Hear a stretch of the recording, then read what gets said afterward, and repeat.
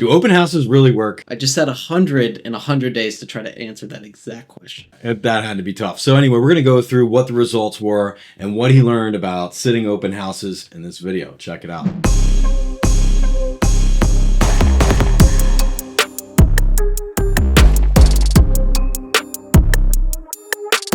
All right, Sam, so why did you decide to sit 100 open houses? I wanted to see how many people I could help in a 100-day period, and I had already gotten very good at open houses, so I just wanted to push myself to a whole nother level. Yeah, a lot of people were following along with the challenge on Instagram. I saw you recorded every single open house you did. Yeah, every single day.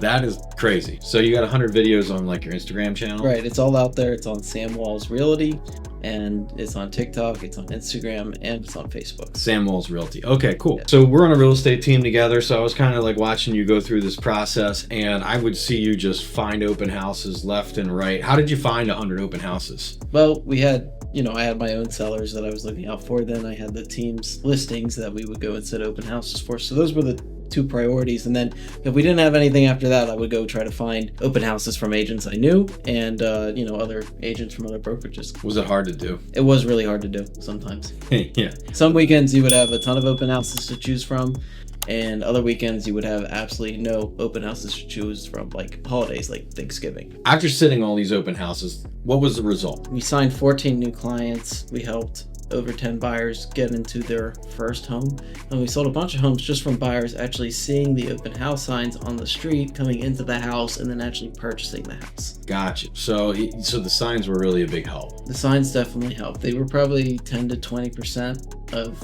open house traffic during the challenge. I see. That's pretty good. I mean, yeah. Sitting 100 open houses, the cool thing about that is like they're not seeing it on Zillow, they're seeing it from the signs, and then electing to come into that open house to learn more. So obviously, like, you got a good result, you helped some buyers. Do you think that it really moved houses for sellers? It absolutely did. It moved 4 houses at minimum because, there's a few ways that it moves houses. Number one, the most obvious, someone walks into the open house, they write an offer with you, and you put it under contract. That happened 4 times during the challenge. Another thing that people don't, really take into account, but happens on pretty much a daily basis, is that people come into the open house, they go without their agent, and then they bring their agent back and end up writing an offer on the house. So if you're a seller, it's actually very good because even if, the open house guest isn't the winning offer, it's still putting pressure on the other offers already in hand to increase, and they have to compete with the open house guest's offer. Yeah, we're selling a house right now in Downingtown. I know you just set up shop, did an open yesterday, and you had a buyer walk in, right? Right. So right now we're getting them pre-approved, and they got to go compete with 4 other offers. And 2 of those 4 other offers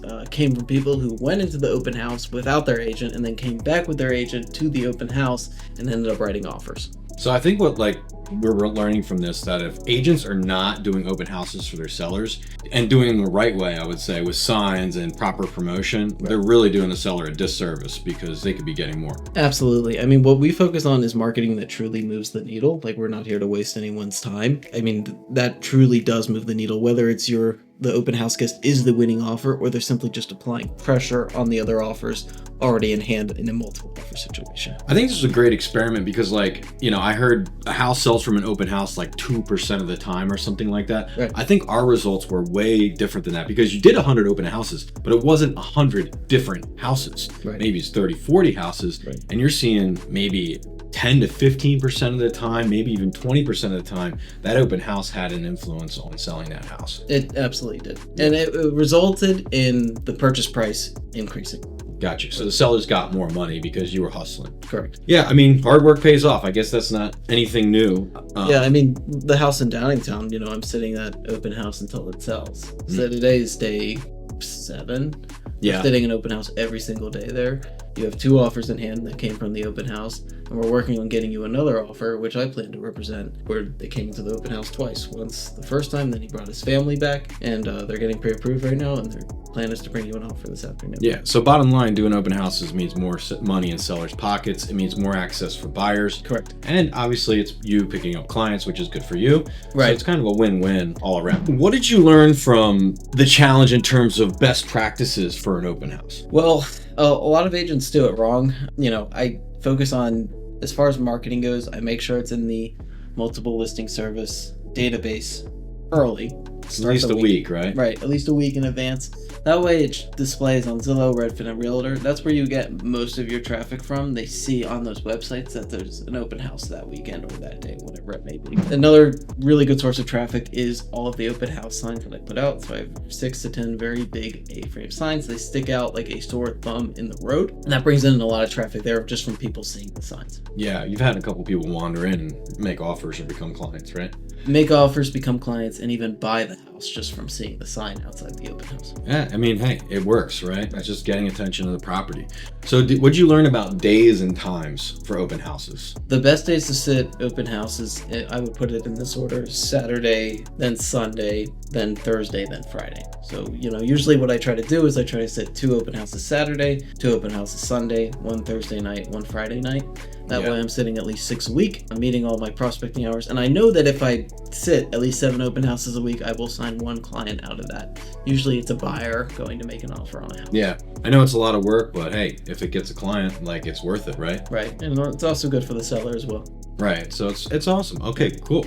So are you going to keep going with this challenge moving forward, or are you done with open houses? How many are you going to do a week now, you think? I mean, last year I sat over 250 open houses. This year I really am trying to keep the same rhythm just because I want to have the same results, and it's such a great way to meet clients. It's a great service for the seller as well. It's for successful sales, so I don't really plan on stopping. Yeah, we're all about trying to get people the most money for their houses. That's sort of our claim to fame. We do performance-based commissions.